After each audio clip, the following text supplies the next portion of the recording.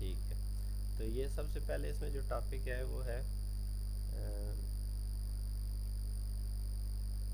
मक्लारन series का और Taylor series का। इसमें कोई कन्फ्यूजन है किसी स्टूडेंट को?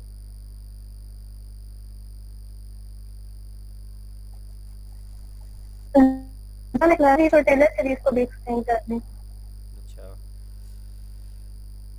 एक्चुअली क्या होता है कि आपके पास जो जैसे कि मे भी थोड़ा बहुत आपको आइडिया हो इस तरह की जो मैक्लारन और टेलर सीरीज़ में भी आपने कहीं ना कहीं देखी हो या स्टडी की हो। होता ये है कि आपके पास कुछ इस तरह के कम्प्लेक्स टाइप फंक्शंस आ जाते हैं, जस्ट लाइक ट्रिग्नोमेट्रिक फंक्शंस, या ट्रिग्नोमेट्रिक फंक्शंस में भी आगे जो कम्प्लेक्स टाइप के प्रोडक्ट में फंक्शंस आ जाएं, या इसी तरह लोगरिथमिक फंक्शंस हैं। तो ऐसे तमाम फंक्शंस को आप सीरीज़ इनफाइनाइट सीरीज़ की फॉर्म में रिप्रेजेंट कर सकते हैं। ठीक है जी। तो वो जो रिप्रेजेंट किया जाता है ना, उसको जनरलाइज फॉर्म में आप कहते हैं कि ये टेलर सीरीज़ की फॉर्म में हम उनको लिख सकते हैं। उस पर भी फिर स्पेसिफिक कुछ कंडीशंस हैं कि टेलर सीरीज़ की फॉर्म में आप तब लिख सकेंगे कि आपके जो फंक्शन है वो उस रीजन के अंदर डिफरेंशिएबल होना चाहिए, क्योंकि डिफरेंशिएबल होगा तो आप उस फॉर्म में लिख सकेंगे। क्योंकि ओवरऑल अगर आप इसमें टेलर सीरीज़ और मैक्लैरन सीरीज़ का वो फार्मूला देखें तो उसमें डेरिवेटिव्स इन्वॉल्व होते हैं। तो ये है कि आपके पास जो फंक्शन है वो उसको एक्सपेंड किया जा सकता है, ताकि फ़र्दर आपकी जो कैलकुलेशंस है सम टाइम डायरेक्ट किसी फंक्शन के ऊपर आप उसको अप्लाई नहीं कर सकते, तो उसको सीरीज़ की फॉर्म में एक्सपेंड करके और उसको सॉल्व कर लें। अब जो मैक्लैरन सीरीज़ है, जो टेलर सीरीज़ है पहले, ये एक जनरलाइज फॉर्म है। ये एक्सपेंड होती है किसी भी पॉइंट एक्स नाट के लिहाज से, यानी एक्स नाट समझ ले कि कोई भी पॉइंट है, एक्स नाट 1 हो सकता है, इवन कि एक्स नाट 0 भी हो सकता है। तो अगर एक्स नाट 0 होगा तो वो जो टेलर सीरीज़ है वो मैक्लैरन सीरीज़ बन जाती है, और ओवरऑल ये जनरलाइज्ड फॉर्म है टेलर सीरीज़। तो आप किसी भी पॉइंट के अबाउट आप अपने जो फंक्शन है उसको एक्सपेंड कर सकते हैं।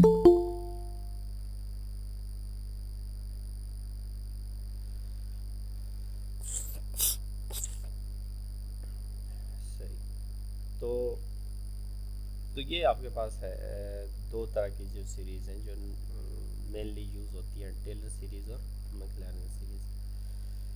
अब जो टेलर सीरीज़ एक्सपेंड करते हैं उसमें जनरल फार्मूला जो यूटिलाइज होता है वो ये लिखा हुआ है स्लाइड के ऊपर, F of X naught X minus X naught into F dash at X naught, फिर इस तरह एफ माइनस एक्स नॉट का square divided by 2 factorial F double dash at X naught, और इसी तरह ये nth डेरिवेटिव तक चला जाता है। और ये तो आपके पास n टर्म है ना, तो इसको आगे फर्दर यानी समझ लें कि ये इनफाइनाइट सीरीज़ होती है। यहाँ पे तो उसने फाइनाइट टर्म लिखी है, लेकिन आगे फर्दर इसकी टर्म ये इस तरह कंटिन्यू रहती हैं। यानी आप इस तरह फाइनाइट फॉर्म में ये जो सीरीज़ हैं उनको रिप्रेजेंट नहीं करते हो। इनफाइनाइट एक्चुअली ये इनफाइनाइट सीरीज़ होती हैं। तो बहरहाल यहाँ पे इन्होंने एन तक इसको स्टॉप कर दिया, और आल ये आगे कंटिन्यू रहती है। और इसी तरह अगर यही टेलर सीरीज़ में एक्स नॉट को मैं ज़ीरो सब्सटीट्यूट कर दूँ, यहाँ पे भी ज़ीरो सब्सटीट्यूट कर दूँ, तो ये क्या बन जाएगा, एफ ऑफ ज़ीरो।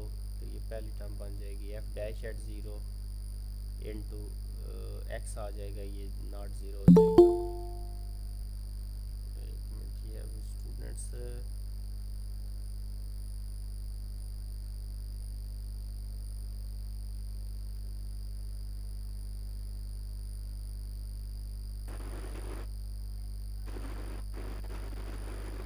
तो इसी तरह आप अगर इसमें एक्सक्यूज मी सर। जी जी सर आपकी आवाज नहीं आ रही, कट के आ रही है। असल में आवाज़ तो आनी चाहिए, मे बी इंटरनेट प्रॉब्लम हो।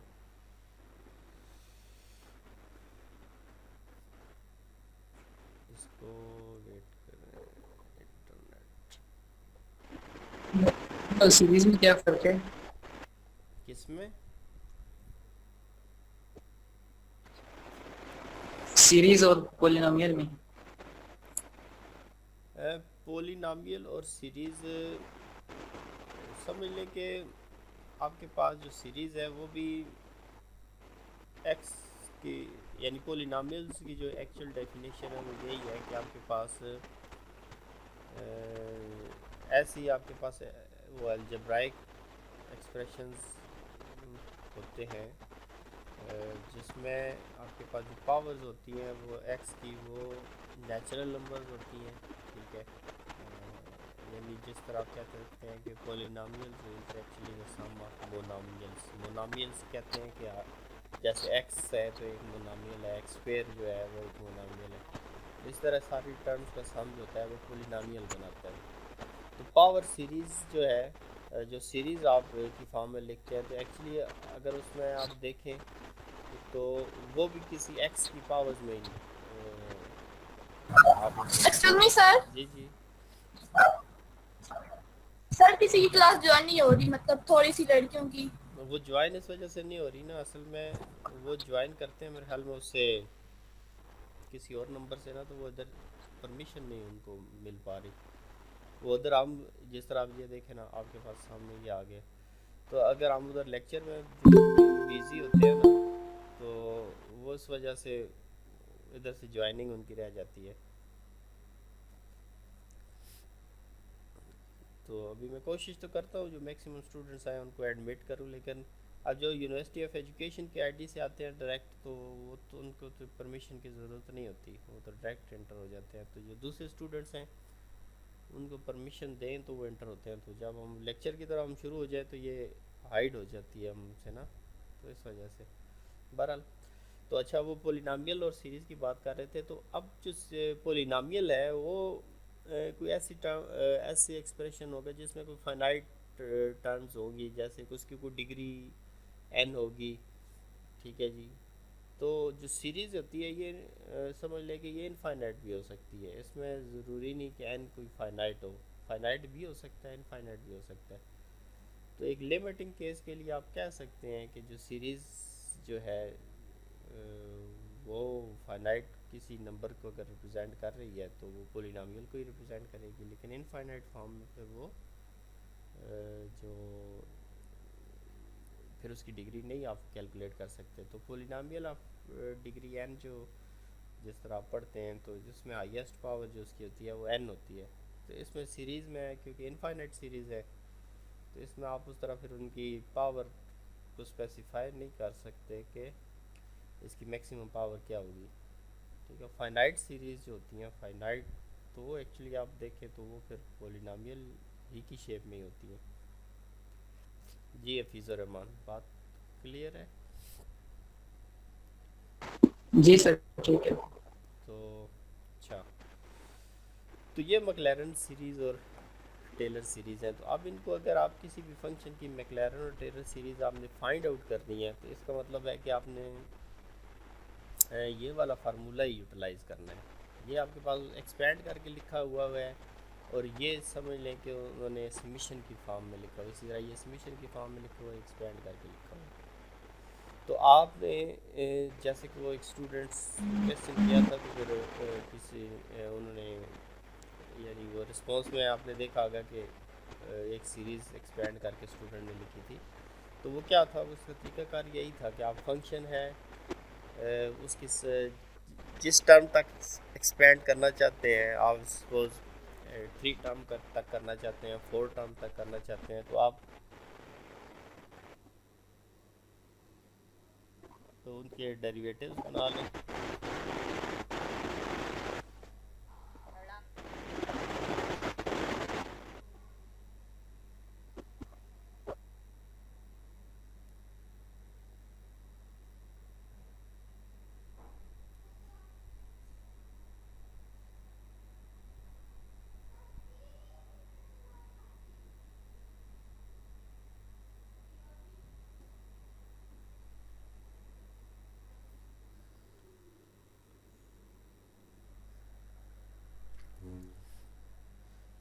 हेलो, स्टूडेंट्स, आवाज़ आ रही है आपको?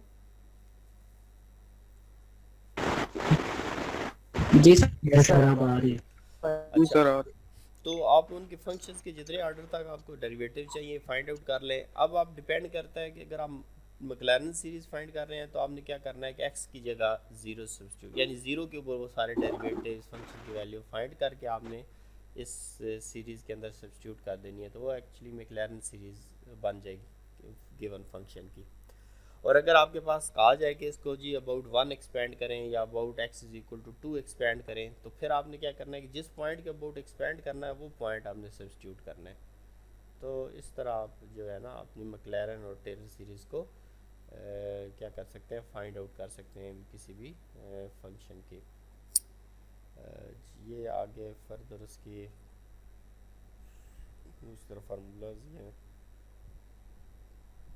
जिस तरह ये आपके पास मैक्लैरेन सीरीज़ कहा गया है कि इनकी एक्सपेंड फाइंड करें अबाउट मैक्लैरेन सीरीज़ के बारे में कहा गया है, तो इसका मतलब है कि ऑब्वियसली इसको about x is equal to zero ही करेंगे। तो जैसे आप अगर आपसे कोई पूछे कि ये जो फोर्थ पार्ट है इसको अगर कहा जाए कि एक्सपेंड करें जी अबाउट 1, तो ये अबाउट 1 एक्सपेंड नहीं कर सकते, यानी आप टेलर सीरीज़ इसकी अबाउट 1 फाइंड आउट नहीं कर सकते।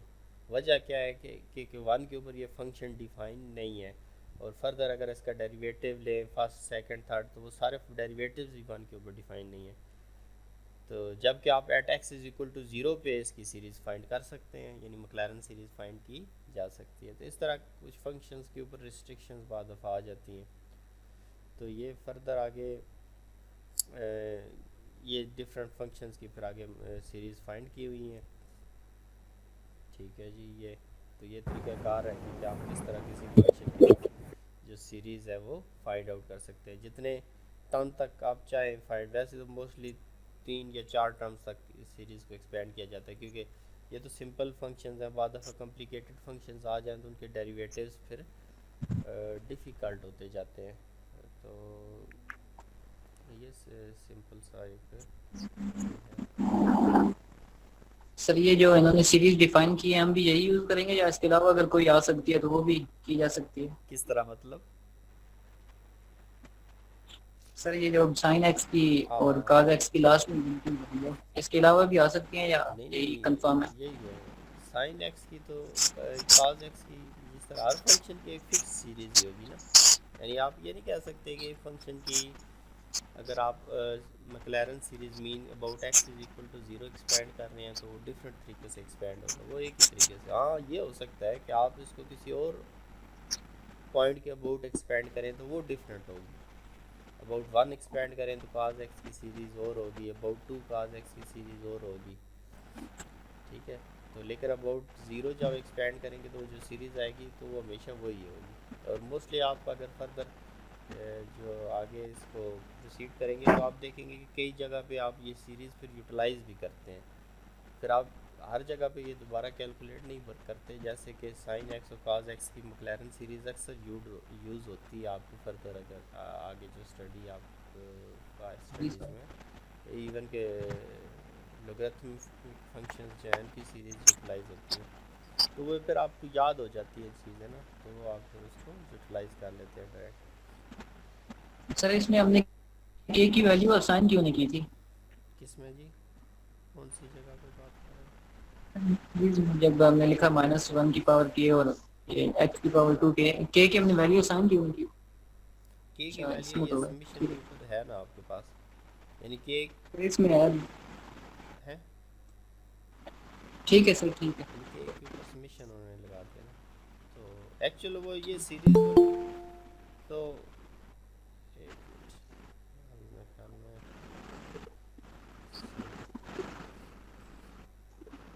एक्चुअल तो ये सीरीज़ आपने फाइंड आउट की होगी, तो फिर उसको क्या करते हैं कि जनरलाइज फॉर्म में लिखते हैं कि इसको, यानी समझ लें कि सबमिशन की फॉर्म में आप समझ लें कि कैसे लिखा जा सकता है। तो फिर उसको थोड़ा सा आपको वर्कआउट करना पड़ता है कि आपने एक ऐसा एक्सप्रेशन डेवलप करना होता है कि ताकि दोबारा से फिर अगर वो सबमिशन को ओपन किया जाए तो वही टर्म्स वापस आपके पास आपको मिल जाए। तो ये एक वे है इसको लिखने का। तो आप कुछ फिक्स फंक्शंस के लिए आप इजीली लिख सकते हैं, लेकिन फिर आप जो थोड़े से टफ डिफ़िकल्ट फंक्शंस हैं उनको फिर इतनी इजीली आप उसको मे भी जज ना कर सकें, तो इसमें ऑब्वियसली आप को वर्कआउट करना पड़ता है।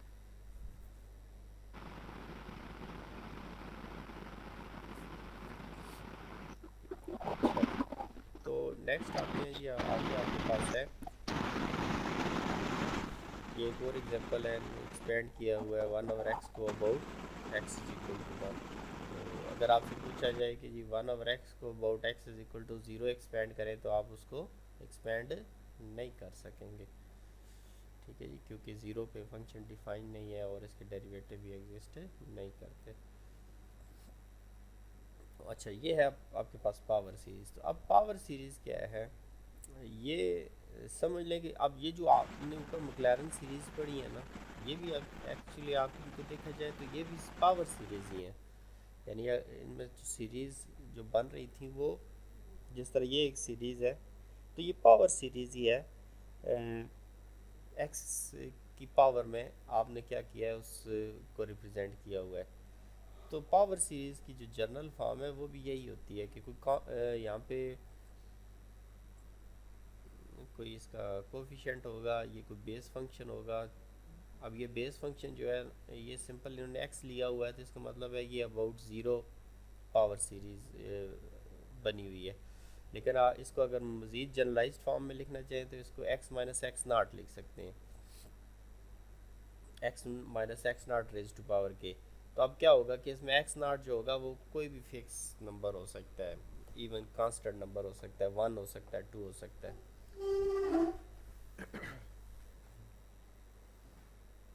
तो यानी आप इसको इस तरह भी रिप्रेजेंट कर सकते हैं।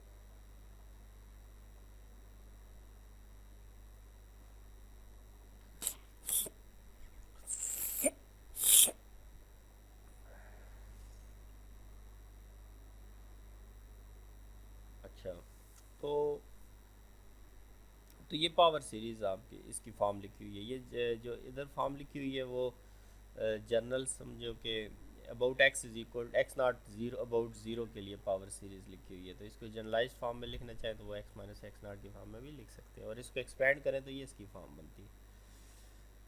तो इसमें ये जो सी नाट है, ये कोई भी सी नाट C1 C2 ये अननोन कोफिशिएंट्स हैं, ठीक है जी। तो इनकी वैल्यू सब्स्टिट्यूट करने के बाद आप यानी आप जब आप पावर सीरीज़ की मदद से किसी प्रॉब्लम को सॉल्व करते हैं तो फिर ये जो कोफिशिएंट्स हैं ये फाइंड आउट किए जाते हैं थ्रू कंपैरिजन या थ्रू कंडीशंस। ये कांस्टेंट्स फाइंड आउट होते हैं। फर्दर अगर नेक्स्ट जो कोर्स आप एक डिफरेंशियल इक्वेशन का पढ़ेंगे तो उसमें ये पावर सीरीज़ मेथड यूज़ किया जाता है डिफरेंशियल इक्वेशंस को सॉल्व करने के लिए। तो एक्चुअली ये अज्यूम सॉल्यूशन उसमें यूज़ होता है।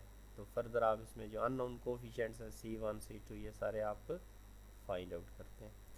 तो ये एक जनरल फॉर्म है पावर सीरीज़ की, ठीक है जी।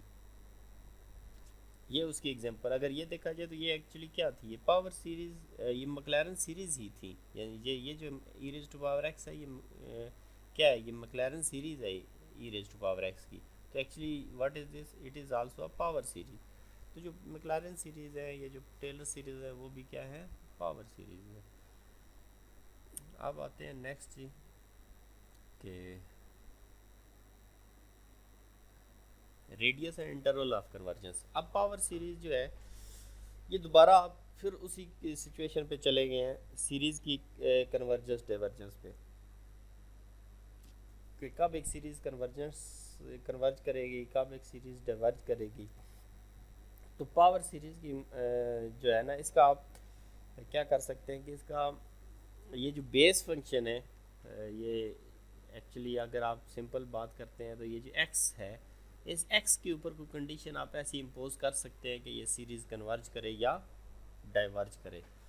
तो ये एक्चुअली इसी के साथ उसका यानी रेडियस ऑफ कन्वर्जेंस का भी लिंक है कि इसका x ये जो है ना, ये किस r रेडियस ऑफ कन्वर्जेंस को मोस्टली r से रिप्रेजेंट किया जाता है। r से लेस या ग्रेटर हो तो ये सीरीज़ कन्वर्ज करेगी या डाइवर्ज करेगी। तो ये आगे इसका फार्मूला भी होगा ऑब्वियसली कैलकुलेट करने वाला। ये आपके पास है ये तो उन्होंने वो थ्योरम को रिप्रेजेंट किया हुआ है कि जो सीरीज़ है पावर सीरीज़ वो कब कन्वर्ज करेगी तो कब डाइवर्ज करेगी। तो अगर हम पावर सीरीज़ को दोबारा यहाँ पे लिखें तो पावर सीरीज़ की फॉर्म थी यहाँ पे कोई सी एन, यहाँ पे X raise to power N, I think इसी तरह की थी, और एन यहाँ पे जो स्टार्ट हो रहा है वो ज़ीरो से इन्फिनिटी तक, इन्फिनिट सीरीज़। ठीक है जी। अब इसमें अगर तो एक्स ज़ीरो हो जाता है, यहाँ पे एक्स ज़ीरो हो जाता है तो ये तो सारी सीरीज़ ही zero plus zero plus zero, इसका मतलब है फिर तो सीधा सीधा कन्वर्जेंस होगी, ज़ीरो प्लस ज़ीरो हमेशा ज़ीरो ही होगा। और अगर आपके पास ये जो x है ये किसी एक फिक्स आर रियल वैल्यू, यानी यहाँ पे सीरीज कन्वर्जेंस फॉर ऑल, और अगर आपके पास फॉर ऑल वैल्यू के लिए ये कन्वर्ज करती है, दूसरे सिचुएशन ये हो सकती है कि x की कोई भी वैल्यू आप पुट करें और ये जो सीरीज़ है ये कन्वर्ज करेगी, तो उसको आप कह सकते हैं कि इसका जो रेडियस ऑफ कन्वर्जेंस है वो इन्फिनिट है। इन्फिनिट मीन्स के रेडियस ऑफ कन्वर्जेंस के ऊपर यानी इसकी डिपेंडेंस रही नहीं है, ये फॉर ऑल वैल्यू के लिए कन्वर्ज कर रही है, तो हम उस सूरत में कहते हैं कि इसका रेडियस ऑफ कन्वर्जेंस इन्फिनिट है। तीसरी सिचुएशन है कि सर सेकंड कंडीशन को एग्जांपल दें।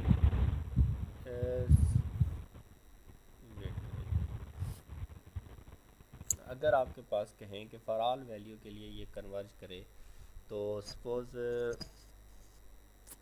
हम कोई इस तरह की फॉर्म लिख लेते हैं, कोई हम कांस्टेंट बेस फंक्शन अगर सपोज हम ले लें, या कांस्टेंट बेस फंक्शन ले लें, या इस तरह का कोई ले लें, या डिनोमिनेटर में चला जाए एक्स और 1/x, और यहाँ पे मैं स्क्वायर कर देता हूँ, चले ठीक है। तो स्क्वायर भी नहीं करता, इसको मैं 2n कर देता हूँ ताकि थोड़ा सा और n के साथ लिंक करें।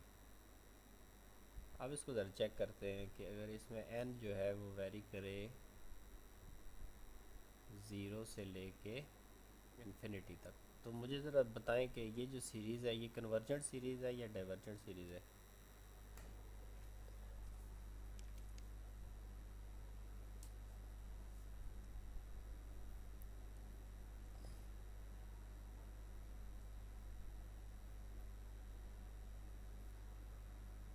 क्या x के ऊपर इसके कोई कंडीशन बनेगी कि x क्या हो, या ओवरऑल फॉर ऑल x के लिए ये कन्वर्जेंट होगी या डाइवर्जेंट होगी? जी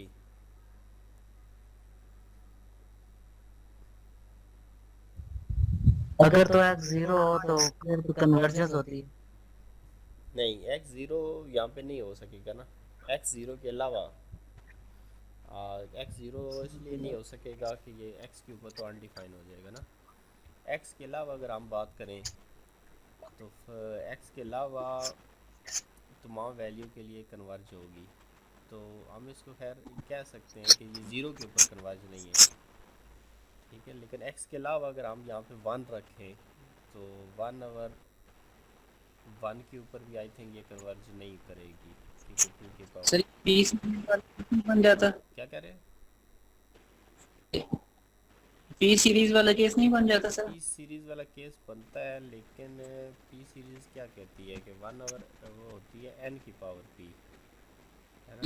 जी सर। तो उसमें जी n सर। चेंज हो रहा होता है ना, p फिक्स होता है, तो मैंने ये फिर चेंज कर दिया n। तो मेरे ख्याल में ये खैर इसको हम नहीं कर सकते एलिब्रेट, कोई और सोचते हैं कि ऐसी सीरीज़ जो x के इंडिपेंडेंट हो, इंडिपेंडेंट ऑफ x हो, या आप उसको सिंपलेस्ट वे में भी वैसे कर सकते हैं। तो मैं अगर इस तरह की सीरीज़ लिख दूँ जो इंडिपेंडेंट ऑफ x हो, जैसे मैं लिख देता हूँ 0.1 whole raise to power n, ठीक है जी, और n इसको चेंज कर देते हैं,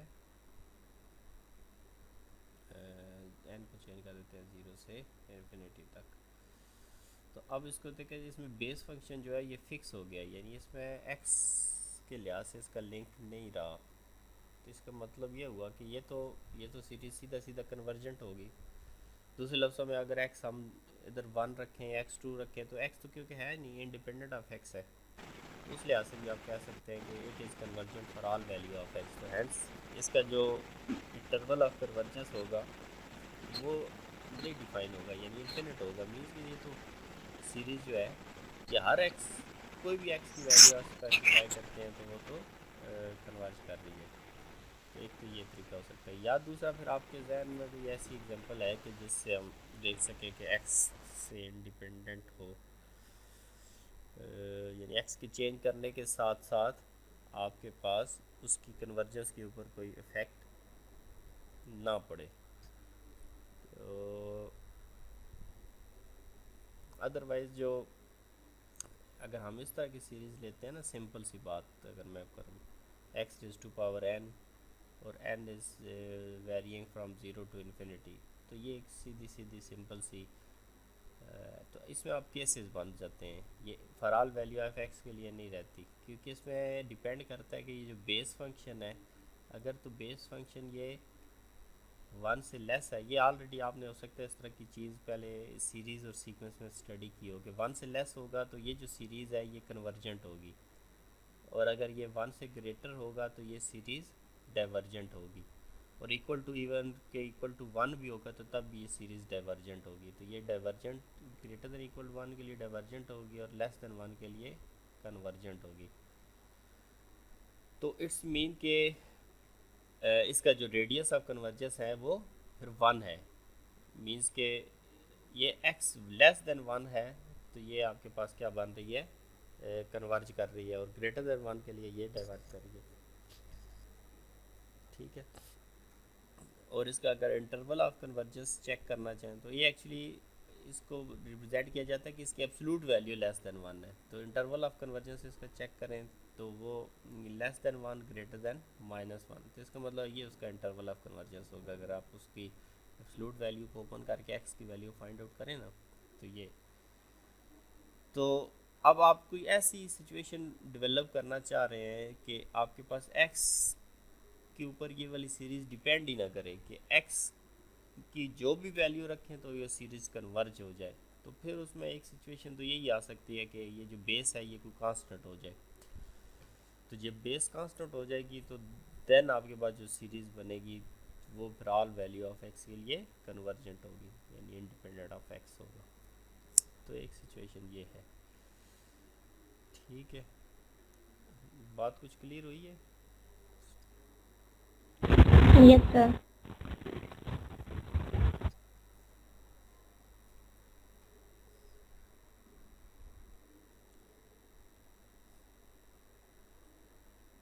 अच्छा, तो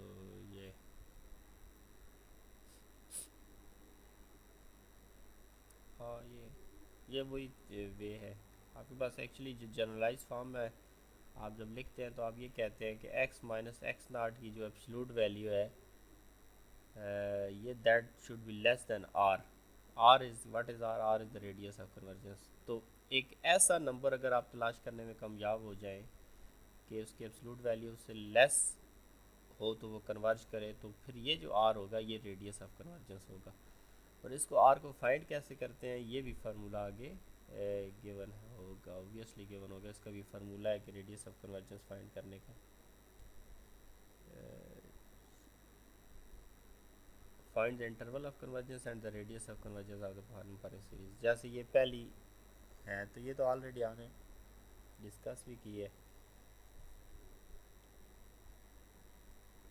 हाँ, तो ये देखें अगर बात फिर वही है, आ गई है। अब इसका इंटरवल ऑफ कन्वर्जेंस और रेडियस ऑफ कन्वर्जेंस चेक करने का किस तरह के, आप इसको रेशो टेस्ट या रूट टेस्ट या किसी भी टेस्ट की मदद से आप इसको चेक कर सकते हैं कि ये कब कन्वर्ज करेगी, तो वहाँ से आप radius of convergence find out कर सकते हैं। या इसका डायरेक्ट वैसे फार्मूला भी होता है एक, वो यहाँ पे मेंशन नहीं किया।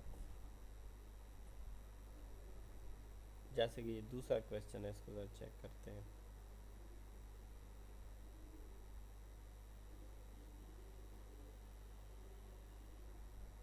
ये तो इससे पे पहले जो है रेशो टेस्ट इम्प्लीमेंट किया। अब रेशो टेस्ट की जो कन्वर्जेंस है तो वो डिपेंड करती है कि ये जो रेशो है आपकी ये that should be less than one. तो जब ये रेशो ये सारा कैलकुलेट करने के बाद ये लिमिट फाइंड की तो आपके पास आ गया G X mod is divided by 3। तो अब ये जो कोई भी यानी जो लिमिट आई है, अब ये लिमिट जो है ये अगर लेस देन 1 होगी तो तब ये सीरीज़ कन्वर्जेंट होगी रेशो टेस्ट के मुताबिक। तो इसका मतलब है कि लेस देन 1 होगी तो आप कह सकते हैं कि जो एब्सोल्यूट वैल्यू है जो that should be less than 3। तो व्हाट इज़ 3? आपके पास ये होगा, जो 3 होगा that is the radius of convergence. और यहाँ से अगर एब्सोल्यूट वैल्यू ओपन करें तो x less than 3, x greater than -3। तो ये -3 और +3 क्या होगा, ये इंटरवल ऑफ कन्वर्जेंस हो जाएंगे।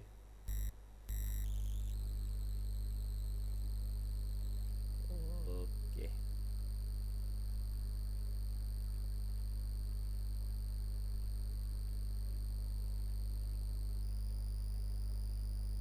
तो ये इन्होंने आगे इसी तरह फाइंड किया हुआ है, radius of convergence, interval of convergence.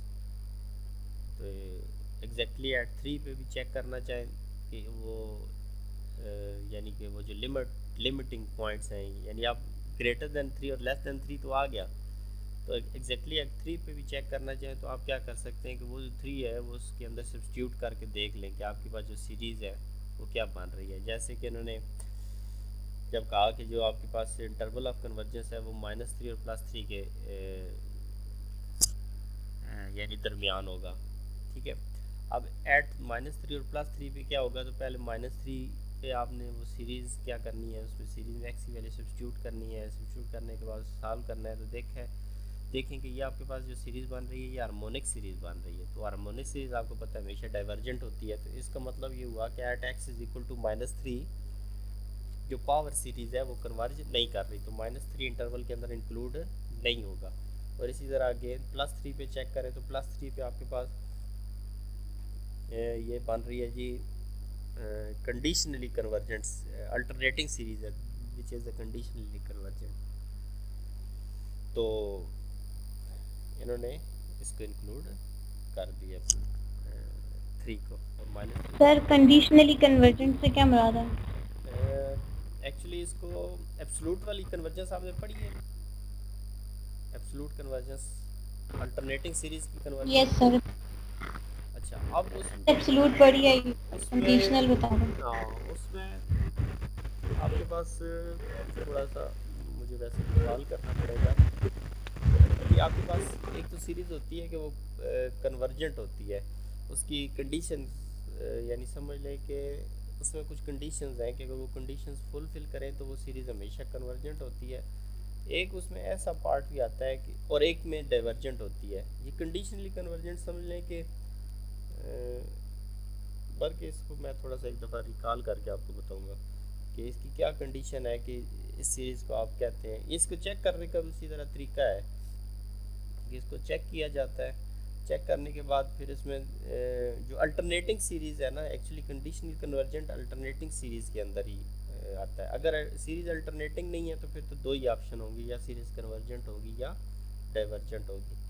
Alternating series वो होती हैं कि जिसमें आपके पास साइंस जो होते हैं ना वो अल्टरनेटिंगली चेंज हो रहे होते हैं। जैसे प्लस है, फिर सीरीज़ उसी तरह चल रही होती है। हालांकि अगर देखा जाए तो ये उस हार्मोनिक सीरीज़ की टाइप की है, लेकिन इसमें साइंस जो हैं वो चेंज हो रहे हैं। तो फिर इसमें एक तीसरी ऑप्शन इसमें ये भी आती है कि सीरीज़ या तो कन्वर्जेंट होगी या डाइवर्जेंट होगी या फिर कंडीशनली कन्वर्जेंट होगी। तो उसकी कंडीशन है वो अलबत्ता चले मैं नेक्स्ट इंशाल्लाह ना मुझे याद कराइएगा, वो मैं आपको एक रिकॉल कर दूँगा कि क्या किस कंडीशंस के तहत इसको हम कंडीशनली कन्वर्जेंट कहते हैं।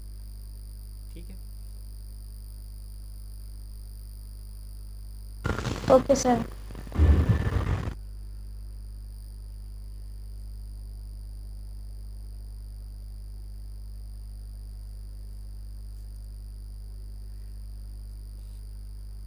अच्छा, तो ये आपके पास नेक्स्ट जो यहाँ तक जो थी वही पावर सीरीज़ को डिस्कस किया, इंटरवल ऑफ कन्वर्जेंस। ये नेक्स्ट उन्होंने जनरलाइज्ड फिर फॉर्म में चले गए कि अगर आपके पास पावर सीरीज़ जो है ना वो x के अलावा x माइनस एक्स नॉट की फॉर्म में आ जाए। वही बात है कि आपके पास एक्स नॉट ज़ीरो होगा तो वो प्रीवियस फॉर्म में चली जाएगी। तो इस तरह इस के अंदर भी फिर आपके पास जो कन्वर्जेंस है वो सारी x माइनस एक्स नॉट के अबाउट रोटेट करेगी, यानी वो सारा x के अबाउट रोटेट कर रही थी। अब इसमें किसी भी कन्वर्जेंस या डाइवर्जेंस चेक करनी है तो आपने x माइनस एक्स नाट की एब्सोल्यूट वैल्यू किसी r से लेस हो तो मींस जस्ट x नाट x जो है वो शिफ्ट होके x माइनस एक्स नाट पे चला गया बेस, यानी आपके पास इसकी सीरीज़ की चेंज हो गई है, बेस अब x माइनस एक्स नाट आ गई है। तो बाकी तरीकाकार इसका वही है सारा एज इट इज़ ही, जिस तरह आप जैसे आपके पास ये है तो ये अब अबाउट एक्स नाट यहाँ पे 5 है, ठीक है, तो ये about x is equal to ये 5 x naught is equal to 5 के अबाउट एक्सपैंड है, तो ये पावर सीरीज है। तो आपने इसी तरह इसको भी इस तरह रेशियो टेस्ट से इसकी कन्वर्जेंस, रेडियस ऑफ कन्वर्जेंस और वो जो है रेडियस ऑफ कन्वर्जेंस एक दफ़ा फाइंड कर लेंगे तो फिर ये वाला फार्मूला यूज़ करके x माइनस 5, अब x नाट इसमें 5 है कि एब्सोल्यूट वैल्यू जो भी रेडियस ऑफ कन्वर्जेंस यहाँ पे आएगा उससे r से लेस होगा।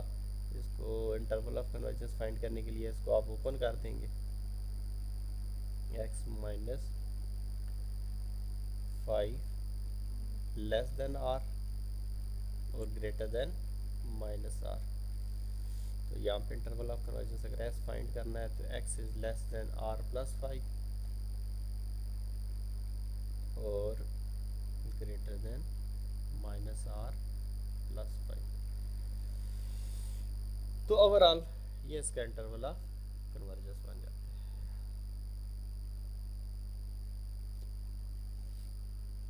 तो ये सारी सिचुएशन है इसकी जी, ये पावर सीरीज की आप किस तरह कन्वर्जेंस वगैरह और इंटरवल ऑफ कन्वर्जेंस चेक कर सकते हैं।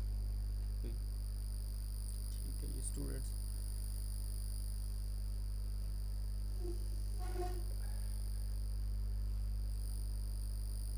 जी कुछ क्लियर हुई हैं चीज़ें जी?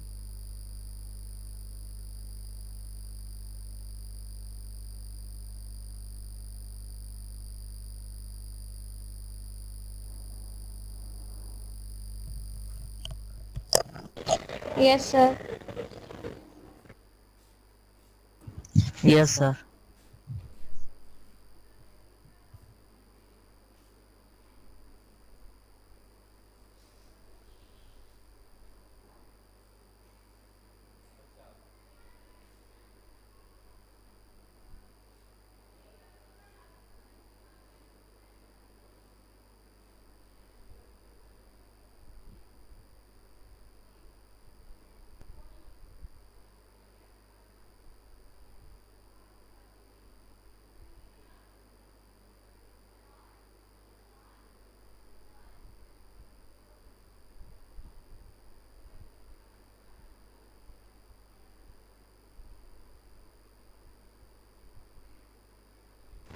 सर मेरा एक क्वेश्चन था, आप एक्सप्लेन कर दें तो।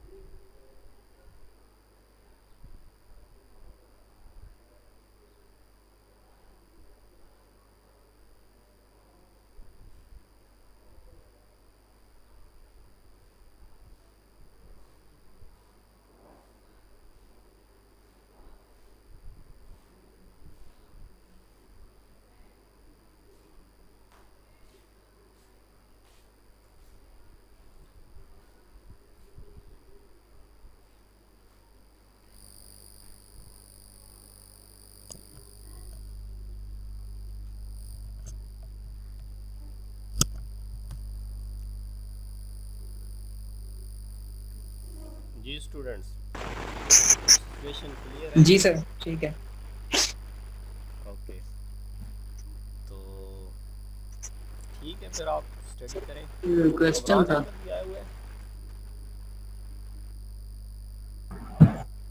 जी सर, अस्सलाम वालेकुम। जी वालेकुम, कमरान किधर गायब रहते हो यार तुम? सर बोलते शोलते नेट नहीं हो, स्लो है चुप सर, करके पता बैठे नहीं। रहते हो क्या? सर नेट स्लो है सर।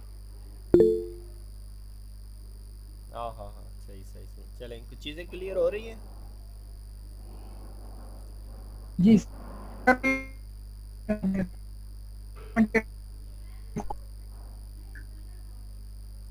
आपकी आवाज़ कट जाती है असल में।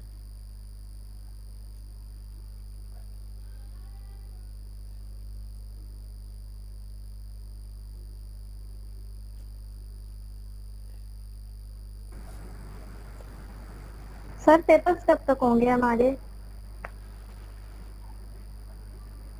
अभी तो कोई सिचुएशन हमें भी क्लियर नहीं है, लेकिन जो फर्स्ट टाइम आपको कोई कैलेंडर इशू हुआ था ना फाइनल के, स्टूडेंट्स मेरे ख्याल में कह रहे थे कि पता नहीं उसमें ईद के बाद का लिखा हुआ था फ़ौरन।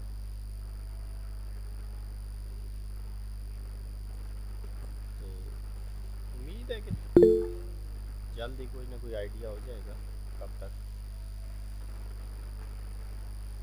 यानी ये पेपर्स वगैरह का, या यूनिवर्सिटीज़ ओपन होनी है या नहीं होनी, क्योंकि उसमें भी अभी सिचुएशन वो भी क्लियर नहीं है ना कि यूनिवर्सिटीज़ ओपन हो रही हैं या नहीं हो रही।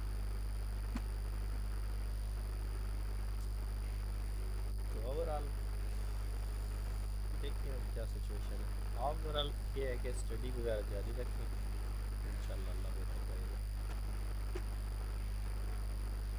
सर एक क्वेश्चन था तो भी हाँ हाँ हाँ हाँ, पूछो पूछो। सर, सीक्वेंस अगर कन्वर्ट करें तो हमेशा वो सीरीज भी कन्वर्ट करी? ज़रूरी नहीं है। सर वो वन टाइम अगर तो वो ये तो बिल्कुल ज़रूरी नहीं है। ये इसकी आपने बड़ी वो एग्जांपल में शोसी देखी होगी, ये हार्मोनिक्स जी सीक्वेंस। सर मैं उसी की बात कर रहा था। हाँ, हार्मोनिक सीक्वेंस देखें, वो कन्वर्जेंट सीक्वेंस है, जी सर। लेकिन उसकी जो सीरीज़ है वो कन्वर्जेंट नहीं है। जी सर। ठीक है, तो बात वो है कि सीरीज़ की कन्वर्जेंस का, जैसे मैंने लास्ट टाइम आप ही से डिस्कस हुआ था कि सीरीज़ की कन्वर्जेंस का क्राइटेरिया और सीक्वेंस की कन्वर्जेंस का क्राइटेरिया थोड़ा डिफरेंट है। कि सीक्वेंस की कन्वर्जेंस कहते हैं कि जो सीक्वेंस है उसको हम कहते हैं कि ये कन्वर्ज करेगा, तो उसका मतलब कहने का ये होता है हमारा कि जब हम लार्ज वैल्यू एन की यानी कंसीडर करना शुरू कर दें, यानी जो एन इन्फिनिटी को अप्रोच करे, तो आपका जो सीक्वेंस की टर्म्स हैं वो किसी एक फ़िक्स्ड नंबर की तरफ अप्रोच करना शुरू कर दें। ठीक है जी, तो वो जो फिक्स नंबर होता है वो ही उसकी कन्वर्जेंस पॉइंट होता है, उसको कहते हैं कन्वर्जेंस पॉइंट। तो जबकि जो सीरीज़ है, सीरीज़ में हम फाइनाइट सम की बात करते हैं कि अगर हम किसी सीरीज़ की कन्वर्जेंस की बात करते हैं तो हम कहते हैं कि उसकी कन्वर्जेंस का मतलब ये है कि वो उसको फाइनाइट सम एग्जिस्ट करता हो। और दूसरे लफ्ज़ों में आप सम टाइम हम फाइनाइट सम उस तरह कैलकुलेट नहीं कर सकते, तो हमने फिर कुछ रूल्स बना लिए, कुछ मेथड्स बना लिए कि अच्छा इन मेथड्स के तहत कोई भी सीरीज़ अगर वो ये कंडीशंस फुलफ़िल करेगी तो वो कन्वर्जेंट होगी, अदरवाइज वो कन्वर्जेंट नहीं होगी। सर जी, जी जी, सर काइंडली पावर सीरीज जरा एक दफा समझा दें। पावर सीरीज़ तो हमने पढ़ ली है, अभी अभी पढ़ी है, आप लेट हो गए। नहीं, एक दफा वैसे ही समझा दें, मैं सुन रही थी, वो बीच में नेट का इशू आ रहा था, तो जरा समझा दें। या ऐसे करता हूँ ना, मैं वो लेक्चर अपलोड कर दूँगा ना, ये जो मैंने रिकॉर्ड किया हुआ है तो यही अपलोड कर देता हूँ, ठीक है। जी जी ठीक है सर, और वो पिछला भी जो किया था वो भी कर दीजिएगा ना प्लीज। हाँ चले, वो भी कर देते हैं इंशाल्लाह। जी थैंक यू सर। चलो ठीक है स्टूडेंट्स, फिर आप रेस्ट करें। मेरी भी आज असल में तबीयत कोई थोड़ी ठीक नहीं है, नज़ला ज़ुकाम लगा हुआ है, अल्लाह बचाए आप। फिर इंशाल्लाह नेक्स्ट मीटिंग में ना आप इस तरह ये जो आपने अभी एक ट्रेंड बनाया है, चले पोस्ट वगैरह आप कर दिया करें, चीज़ों को डिस्कस किया करें। मैं भी देखता रहता हूँ, तो बहुत सारी चीज़ें तो मैं देख रहा था कि आप आपस में आपकी डिस्कशन से काफ़ी हद तक क्लियर हो जी सर, जाती काफी सारी हो जाती है। है। वही ना, तो ये चीज़ ठीक है। चले आप कुछ ना कुछ आप चीज़ें अपडेट हो जाएंगी, तो फिर इंशाल्लाह मैं भी उसको फीडबैक देता रहूँगा जो भी उसमें अपडेट होगी। तो आप अपनी अपनी क्लासरूम में ना इस तरह जो भी आपको प्रॉब्लम है वो अपलोड कर दिया करें। जिस स्टूडेंट्स ने वो ऑलरेडी किया हुआ है वो उसको फीडबैक दे दे कि अच्छा ये इसको इस तरह किया जा सकता है, तो उससे चले आपके कुछ प्रॉब्लम्स बहुत सारे ऐसे हल हो जाएंगे। अभी मैं देख रहा था एक स्टूडेंट फरजाना ने एक अपलोड किया था, वो एक पूछ रही थी, एक मिनट में ज़रा देखता हूँ।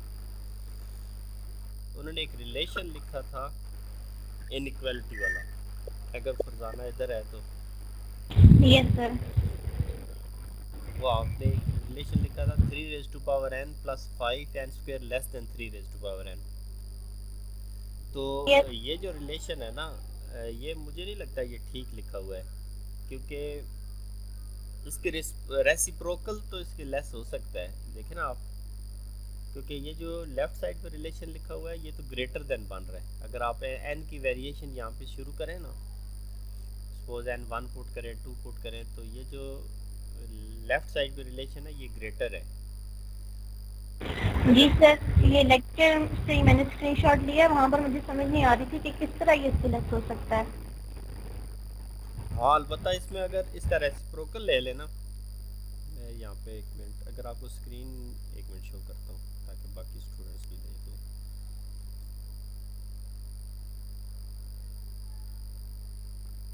जी, तो जैसे ये वाला रिलेशन आपने इसको हाईलाइट किया हुआ है, तो इसका अगर रेसिप्रोकल ले लें कि आप इसको यूँ लिख दें कि 1/3 plus 5n square that is actually less than 1/3 तो ये बात ठीक है, ठीक है। लेकिन अगर आप सिंपल ये वाली बात तो उन्होंने अगर लिखी है तो ये ठीक नहीं लिखी हुई, ठीक है ना। आप सिंपल सी यानी इसको आप एक आइडिया लगा सकते हैं कि ये जो 3 रेज़ टू पावर n है ये तो obviously 3 raise to power n के इक्वल होगा, यानी अगर ये टर्म हम इसमें से निकाल दें ये वाली, तो यहाँ पे अगर लेफ़्ट या राइट साइड पे कोई भी चीज़ ऐड करते जाएंगे ना तो वो साइड ऑब्वियसली ग्रेटर हो जाएगी। अगर सिंपल आप 5 भी ऐड कर दें, n ऐड ना करें, 5 ही ऐड कर दें, तो ऑब्वियसली ये वाली साइड ग्रेटर हो जाएगी। तो ये वाला रिलेशन जो है ना उन्होंने गलती से या तो लिख दिया है।